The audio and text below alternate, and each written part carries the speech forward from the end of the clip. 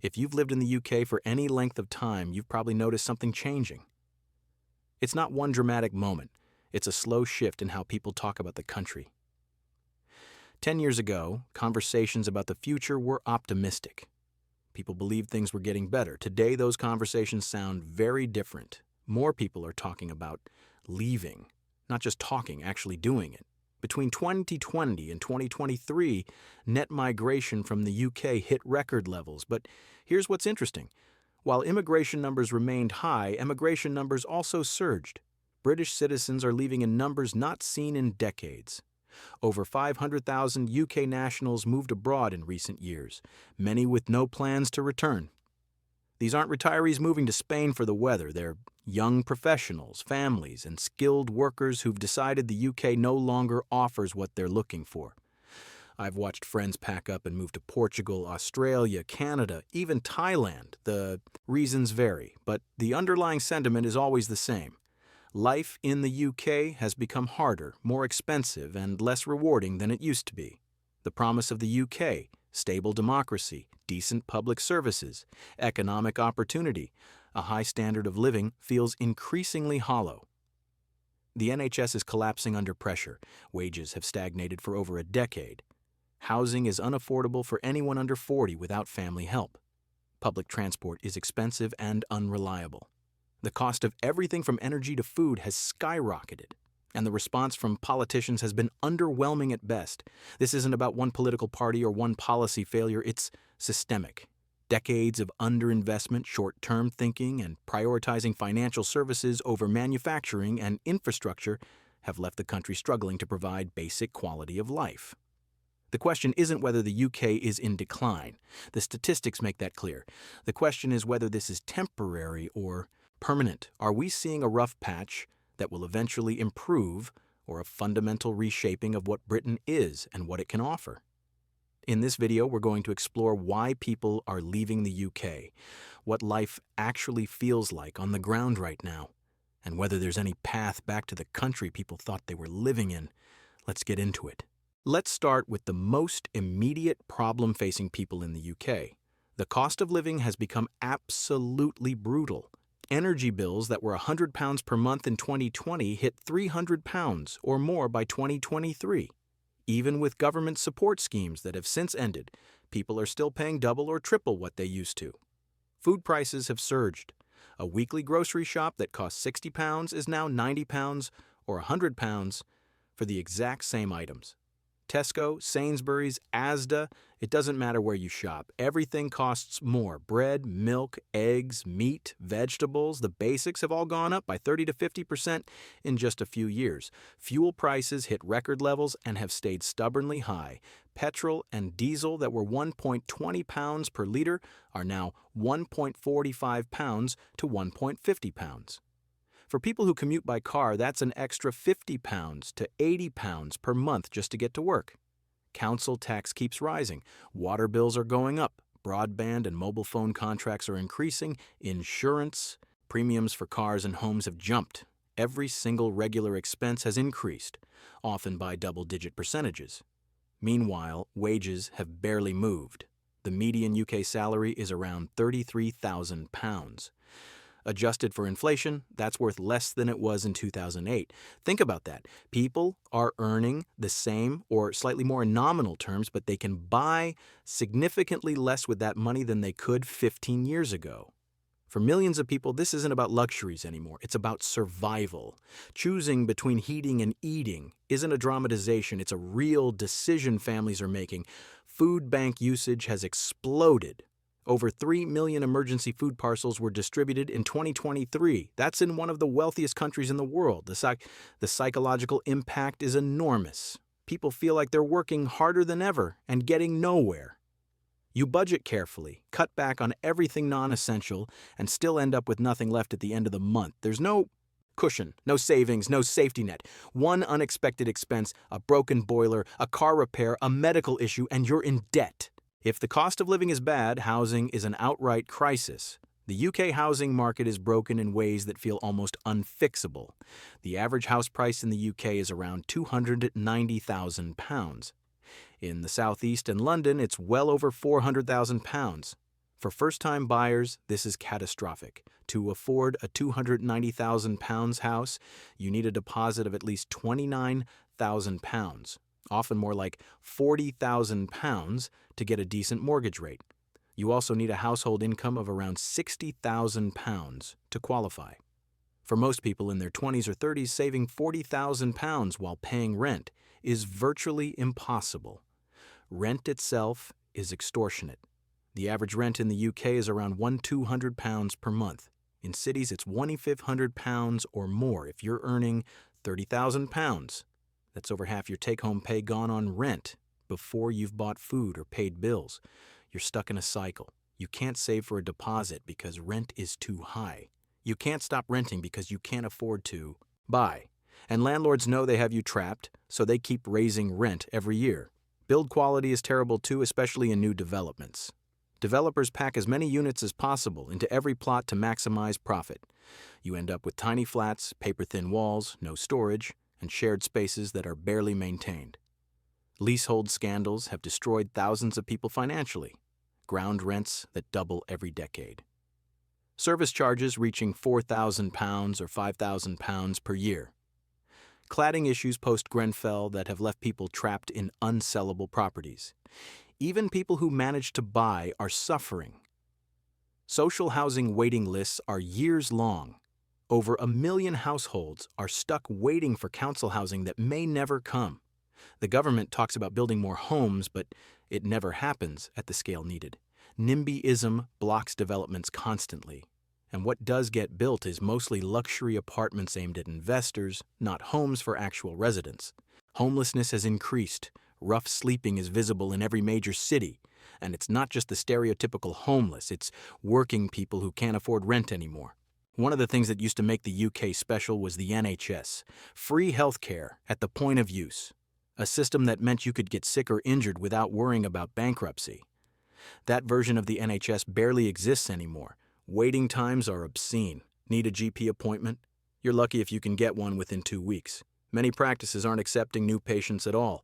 A&E waiting times regularly exceed 12 hours. People sitting in corridors, waiting rooms overflowing, ambulances queued outside because there's no space inside. If you need specialist treatment or surgery, you're looking at waiting lists of 18 months, 2 years, sometimes longer.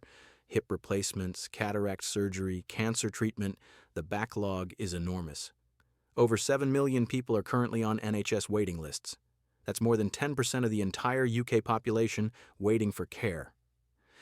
The quality of care, when you do get it, is often still good.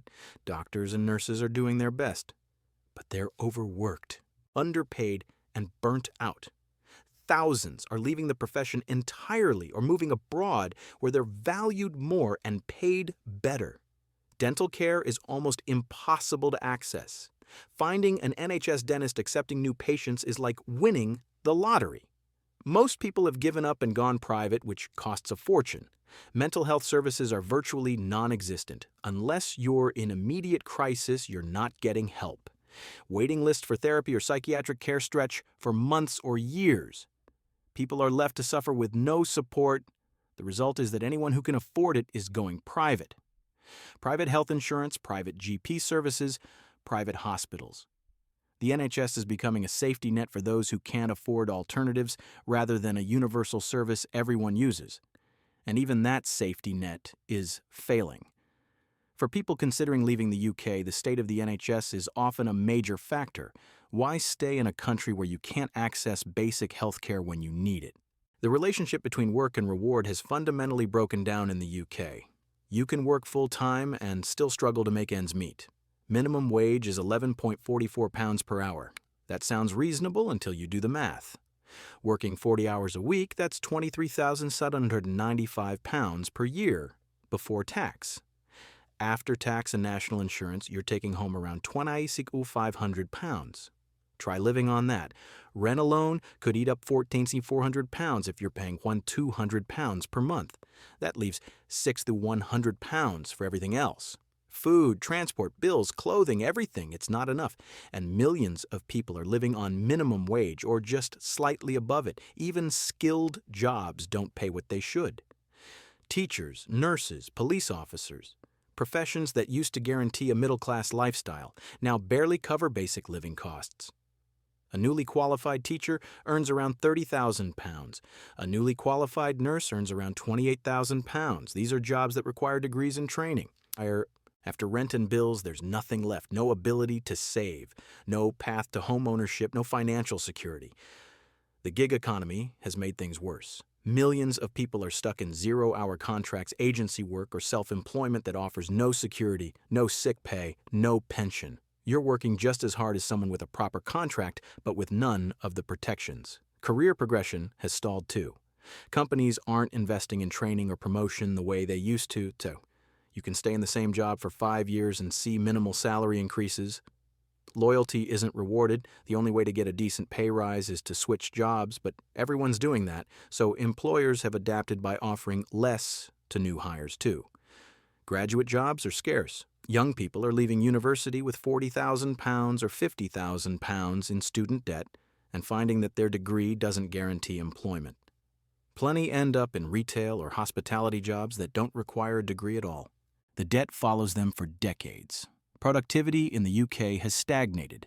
Businesses aren't investing. Economic growth is anemic. There's no sense that things are improving or that hard work will be rewarded. People feel trapped. It's not just the NHS. Every public service in the UK feels like it's falling apart. Transport infrastructure is a mess. Trains are expensive, overcrowded, and unreliable. The UK has some of the highest rail fares in Europe, and the service is worse than most comparable countries. A season ticket from somewhere like Brighton to London can cost over £5,000 per year. For that price, you get delays, cancellations, and trains so packed you're standing in the aisle. Strikes happen constantly because workers are demanding pay that keeps up with inflation, which they're not getting. Roads are full of potholes. Local councils don't have the budgets to maintain them properly. Driving feels like navigating an obstacle course. Schools are underfunded, class sizes are too large. Teachers are leaving the profession because the workload is unsustainable and the pay doesn't reflect the responsibility. Many schools are literally crumbling.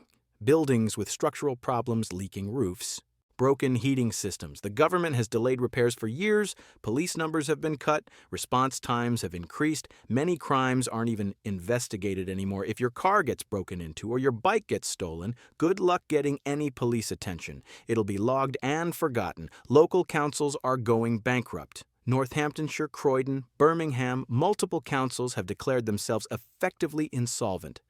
That means cuts to libraries, youth services, road maintenance, refuse collection, everything councils are responsible for. Bin collections are being reduced. Parks aren't being maintained.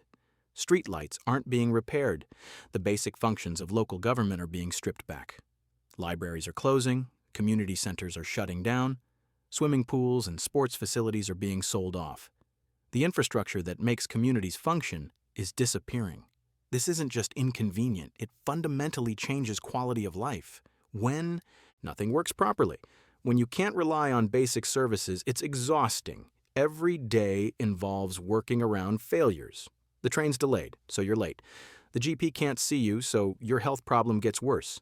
The council hasn't fixed the pothole, so your car gets damaged. It all adds up. I decided to travel around different parts of the UK to see for myself what the situation looks like on the ground.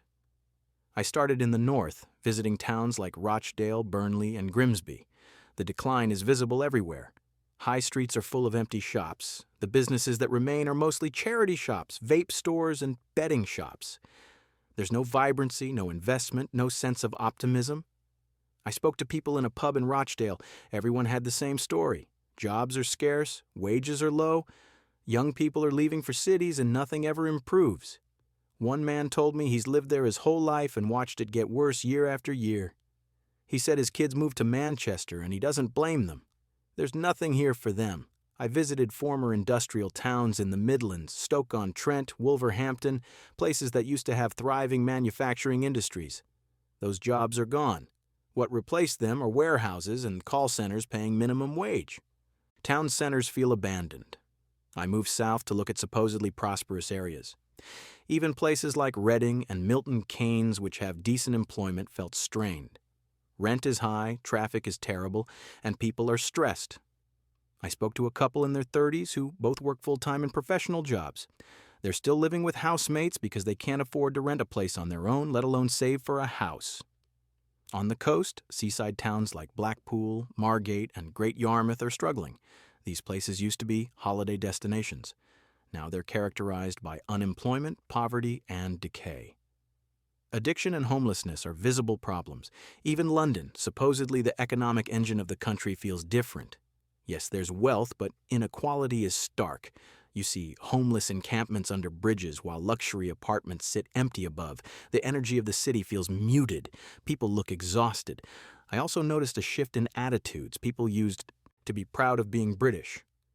Now there's cynicism and resignation. Nobody believes politicians will fix anything. Nobody trusts institutions anymore. So if people are leaving the UK, where are they going?